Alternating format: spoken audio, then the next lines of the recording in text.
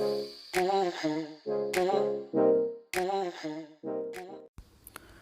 everyone.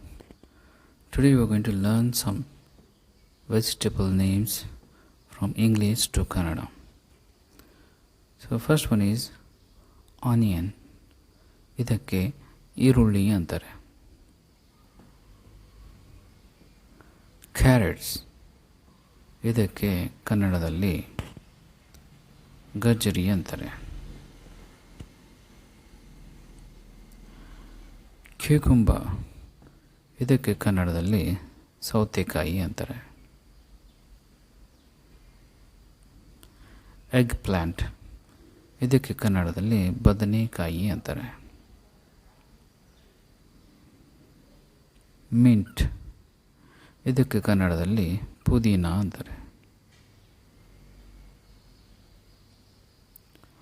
Okra ಇದಕ್ಕೆ ಕನ್ನಡದಲ್ಲಿ ಬೆಂಡೆಕಾಯಿ ಅಂತಾರೆ.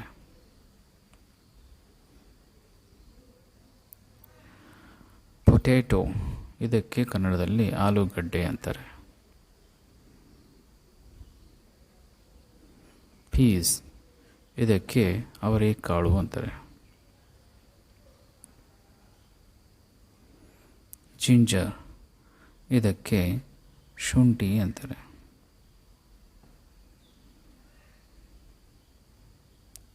ಗಾರ್ಲಿಕ್ ಇದಕ್ಕೆ ಬೆಳ್ಳುಳ್ಳಿ ಅಂತಾರೆ.